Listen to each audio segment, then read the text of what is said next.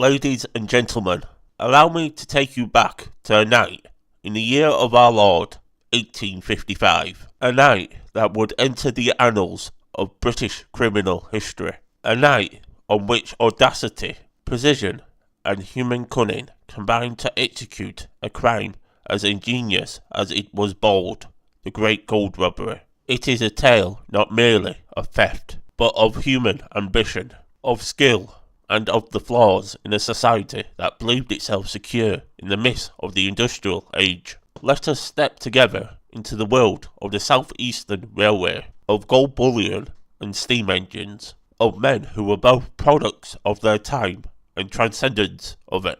Among the hustle of clerks, porters and passengers, there moved shipments of immense worth, gold bullion, coins, the very currency of trust and wealth, being carried to Paris. The South Eastern Railway, a relatively young enterprise, ran a boat train service to Folkestone, where steamers would ferry goods across the channel. The service was consistently on time, disciplined, and routine, so routine it would become its own undoing. The bullion, packed in sturdy wooden boxes, reinforced with iron hoops, was thought to be secure. Each box bared a wax seal stamped with the coat of arms of the merchant, Abel and Company, Adam Spielman and Company, Messrs. Bolt and Company. These seals were meant to guarantee the trustworthiness, but no seal, however official, could guard against human ingenuity. And human ingenuity, as we shall see, came in the form of four men: William Pearce, Edward Agar, William Tester, and James Burgess. Two of them were railway insiders, two professional criminals in their own right. Together they would execute a theft that was expertly planned, that for weeks after the authorities could only marvel at its execution while scratching their heads over how it was possible. Let us meet the players. William Pearce, once an employee of the South Eastern Railway, had been dismissed for his gambling. He was large-faced, fond of loud waistcoats and ostentatious trousers, clumsy in appearance but sharp in mind. His eyes, the historian Donald Thomas tells us, was constantly observing, evaluating and calculating. Pearce knew the railway, its routines and weaknesses. He had a vision to orchestrate a robbery that would be remembered for generations. Beside him was Edward Agar, a career criminal of nearly 40 years, whose skill in burglary and safe-cracking was unmatched. Agar spent years abroad honing his craft in Australia and the United States, and returned to London with a fortune in government consul bonds. He lived in Shepherd's Bush, in a house that would, in time, bear witness to the aftermath of the theft. Then there was the insiders: James Burgess, a married, respectable guard with years of service on the Folkestone line, and William Tester, the well-educated assistant in the traffic department at London Bridge. Burgess's knowledge of the guard's van, the safes, and the routine was crucial. Tester, with his access to the staff rotors and the keys themselves, could manipulate circumstances to ensure that Burgess would be on duty when the theft was to occur. Together these men formed a quartet whose combined skills, criminal daring, and institutionalized knowledge made the robbery possible. The planning of the Great Gold Robbery was not hasty. No, it was deliberate, painstaking, almost scientific in its method. Pearce and Agar conducted surveillance along the Folkestone route, observing the handling of keys, the routine of staff, and the manner in which the gold was transferred. They took note of every detail: location of the keys, the manner in which boxes were weighed, even the workings of guards who would later unwittingly facilitate the theft. It is almost comical, if one could laugh at such audacity, to picture Agar and Pearce wandering clearly near the Folkestone offices, taking care so evident that the local police could not help but notice them. Even their visibility did not dare them.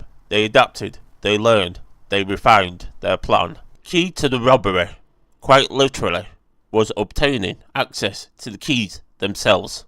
Wax impressions were taken, rough copies created, tested and refined over weeks. They acquired lead shots to replace the stolen gold, courier bags to smuggle the gold discreetly, and carefully coordinated alibis to ensure that their movements would not arouse suspicion. Tester, by altering the staff roster, guaranteed Burgess would be on duty for the evening mail train. A simple signal, a wipe of the handkerchief across the face, would alert Agar and Pierce that the shipment was underway. Such was the sophistication of their preparation that it would be difficult, even today, to find a modern heist that rivals in its meticulous planning. And so it came to pass. On the 15th of May, 1855, Burgess signalled the shipment. Agar and Pierce boarded the train to Folkestone. Agar concealed himself in the guard's van, protected by Burgess's overalls. Pierce, seated in first class, appeared as any ordinary passenger.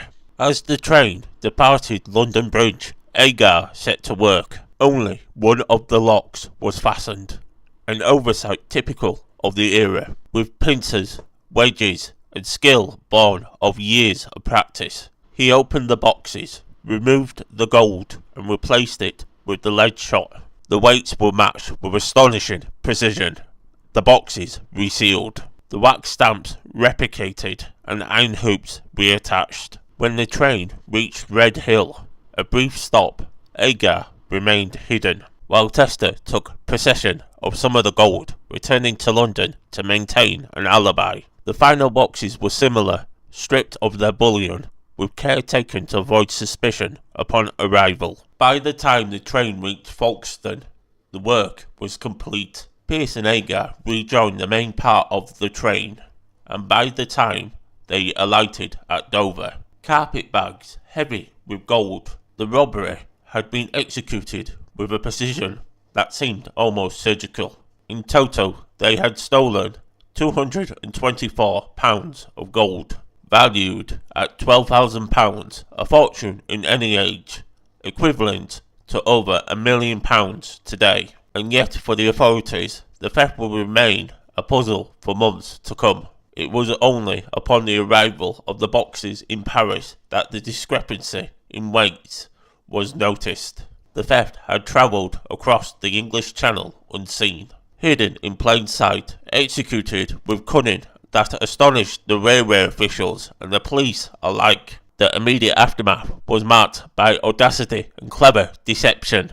Pierce and Agar began converting some of the gold into cash, while maintaining an appearance of normality. Burgess invested his share in bonds and brewing stocks. Pierce opened a betting shop, claiming his fortune had been won legitimately at the racing track. Tester invested in Spanish active bonds.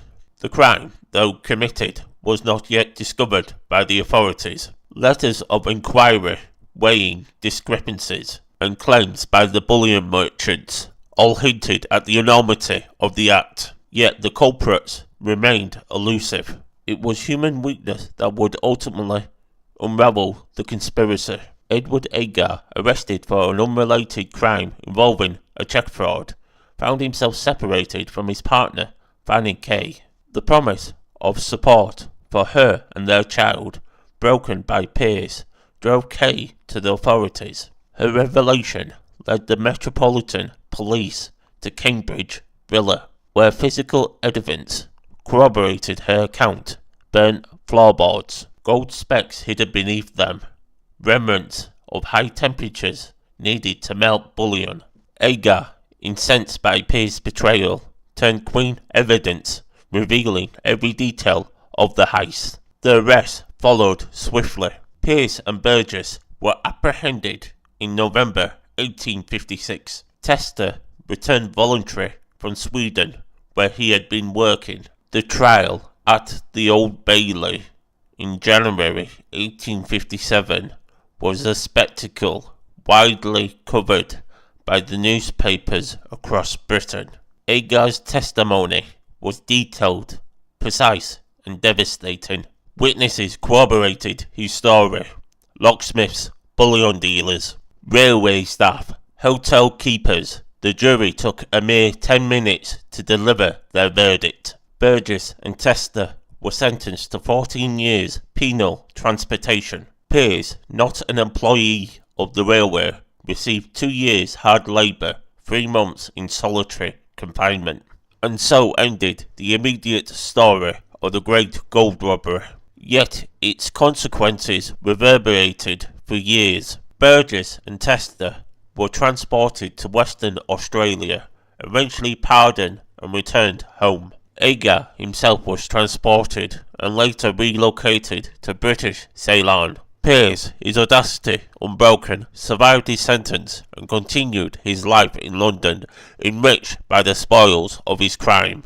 The robbery itself would inspire dramatisation, novels and films. Michael Crichton in 1975 would reimagine the event as the Great Train Robbery, transforming Pearce into the archetype of the gentleman thief. Television too dramatised the crime in 1960, ensuring that the story of 15th of May 1855 would not fade into obscurity. What makes the Great Gold Robbery remarkable is not merely the theft itself, but the human elements entwined with it: the intelligence, the planning, the loyalty, the betrayal, the courage and the folly. It is a testament to the fact that no system, however secure it may seem, is impervious to ingenuity and determination. It illustrates the interplay of opportunity and human character, the insider's knowledge, the professional criminal skill, and the moral compromise that enabled success. Reflecting on the event, one can't help but to admire the brilliance of the execution while condemning the immorality of the act. Agar's precision, Pearce's audacity, Tester's cunning, and Burgess's complicity combined to create a crime that was, in technical terms, flawless. Yet it was human weakness, broken promises, personal grievances that ultimately led to their undoing. Therein lies the enduring fascination, a crime of genius, undone by the very human emotion it sought to outwit. In the grand sweep of history, the Great Gold Robbery is a window into Victorian England.